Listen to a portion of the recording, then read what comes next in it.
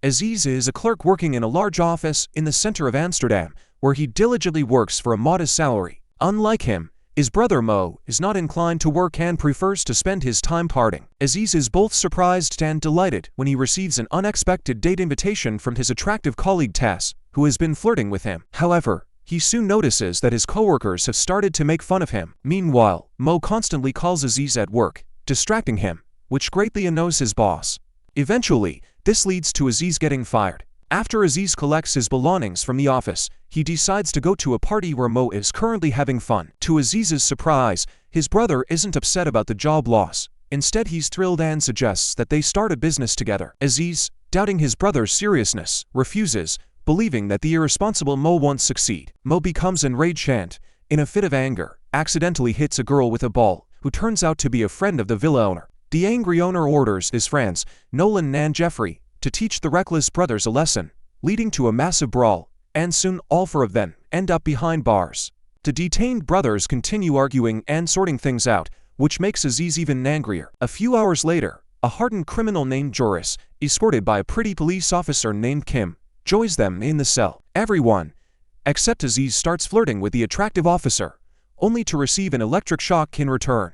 In the evening, a frustrated Tess waits for Aziz at the office, but for various reasons, he cannot make it to their scheduled meeting. Meanwhile, the boss begins making advances toward the attractive employee, forcing Tess to leave the building. Suddenly, the boss sees through the window a huge fireball crashing into the neighboring skyscraper at high speed, causing him to scream in terror. At the same time, the detainees in the cell, including Aziz and his companions, hear a powerful explosion. After the blast, an eerie silence falls, and gradually everyone falls asleep. The next morning, they wake up to find, to their surprise, that the cell doors are open and a strange emptiness surrounds them. No guards, no other prisoners. They decide to take advantage of the situation and retrieve their phones from the storage locker. Aziz, turning on his phone, finds numerous voice messages from Tess, who in desperation, says she is trapped in the office, surrounded by terrifying creatures, and begs him to help her escape. When the group steps outside, they are confronted with a scene of utter chaos. Buildings are destroyed, cars are overturned, and there are almost no people around. Suddenly, a woman drives up to them, and when she lifts her head, it becomes clear she has turned into some sort of aggressive creature, and the group decides to return to the police station. From the news, the group learns that last night, debris from the Russian space station Mir fell on one of Amsterdam's skyscrapers. Meanwhile, Aziz desperately tries to call Tess, but without success. At the same time, Nolan in the evidence room tries to pick up a bowling ball, but his thick fingers get stuck in the holes. Kim suggests staying in the building until the soldiers arrive, but the situation quickly spirals out of control when the infected break in. The survivors have to defend themselves with anything they can find. Nolan fiercely smashes the heads of the attackers with a bowling ball. Soon, the group of survivors decides to get into a police car and try to reach a safe zone. However, their path is blocked by a large number of zombies, and they are forced to abandon the vehicle, fighting off the slowly moving but persistent infected with their hands and feet. The group tries to find shelter in a nearby hardware store, which appears to be empty. They wander through the aisles, looking for suitable weapons. During this time, Tess calls Aziz again, begging him to come to her aid, explaining that she is hiding in the ventilation system and hoping he will come for her. However, the others categorically refuse to risk their lives to save her. Kim convinces everyone to continue their way to the safe zone, armed with whatever weapons they can find. Nolan eagerly grabs another bowling ball. Meanwhile, Mo suggests taking the money from the cash register, but Joris proposes they head to an abandoned bank nearby to hit the jackpot. The group rushes to a gas station, searching for a suitable vehicle to continue their journey. Aziz insists on rescuing his beautiful colleague Tess, so Kim has to knock some sense into him with a good slap across the face. Realizing that none of the cars will start, the group is forced to leave the dangerous area, fighting off the infected with whatever they can find. Finally, the survivors reach a garage where Ruben, an old friend of Jeffrey's, works as a mechanic. Ruben explains that the strange green slime secreted by the zombies can be a powerful energy source and could be used instead of gasoline. At that moment, he is attacked by a colleague who has already turned into a zombie. Tess calls Aziz again, begging him not to leave her in trouble. During the fight with the zombies, Kim is knocked unconscious, but Nolan manages to deal with the attackers. Aziz tries to help the injured Kim, but the others decide to leave them behind, mercilessly abandoning the pair and driving away in a pickup truck to rob the nearest bank. When the group reaches the bank, Joris skillfully cracks the safe, and the others start filling their bags with money. Meanwhile, Nolan looks into the next room and notices that zombies broke in during the celebration of an employee's birthday. Curiosity gets the better of him, and he approaches the festive table. Suddenly, one of the dead employees comes back to life and bites Nolan on the arm. The big guy decides not to tell the others about the incident. Meanwhile, Joris, threatening with a weapon, takes all the stolen money and runs out of the bank just before the building is surrounded by a horde of infected. Seeing the bite on Nolan's arm, Mo and Jeffrey suggest a radical solution, cutting off the infected hand, but Nolan angrily rejects their brilliant idea. Meanwhile, Aziz pushes Kim on a cart towards an office building, intending to rescue Tess. Soon Kim regains consciousness and helps Aziz fend off all the zombies in their path, skillfully wielding a sledgehammer. She is impressed by Aziz's determination to save his colleague, until she learns that they have never even gone on a date. This revelation sends Kim into a rage. At that moment, Aziz gets simultaneous calls from Tess and Mo, both begging for help. Aziz is faced with a difficult choice: to help Tess, whom he barely knows, or his own brother, who is in desperate need of help.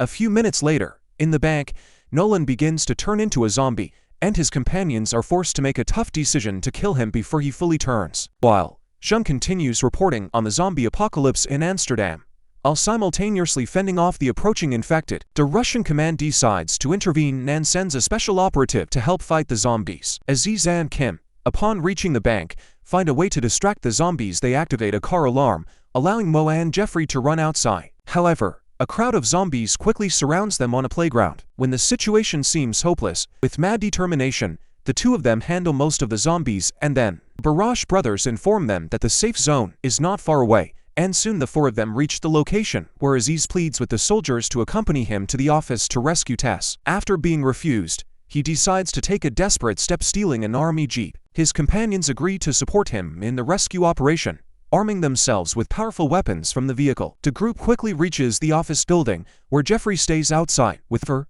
the elevator gets stuck on the 5th floor, and they have to continue on foot, trying not to be seen by the zombies. When Jeffrey runs out of ammo, he also dashes into the building and struggles up the stairs, unwilling to abandon his heavy weapon. On the required floor, they encounter a colleague of Aziz, who explains that he came to rescue Tess.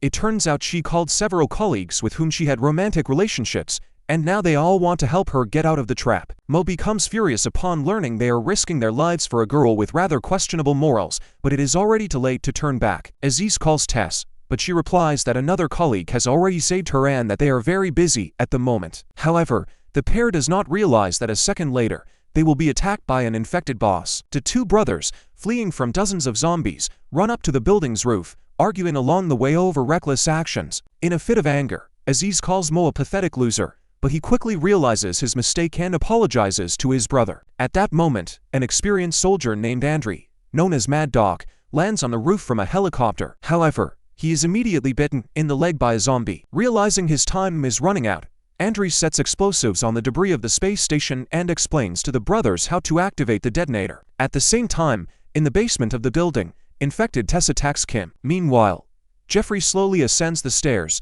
and the brothers watch in horror as Andriy begins to turn into a zombie. The infected soldier attacks the brothers, and in a fierce fight, he bites Mo on the neck. However, Aziz manages to blow up the zombie with his own grenade. Realizing he is doomed, Mo decides to stay on the roof to activate the explosive device in 10 minutes. Aziz understanding he needs to save the others, while Kim deals with the possessed Tess. The two of them run down the stairs, where they meet Jeffrey and warn him of the impending explosion. On the roof, Mo is surrounded by dozens of zombies, and unable to fight them off, he has no choice but to detonate the bomb earlier than planned. The building begins to shake and collapse as the three remaining survivors desperately make their way to the exit, barely avoiding clashes with a horde of infected. Luckily, they manage to get outside and jump into a car where the Barash brothers are waiting for them, seconds before the entire building crumbles into ruins. The survivors reach the safe zone by nightfall, only to find, to their horror, that even more dangerous creatures, vampires, have attacked the soldiers.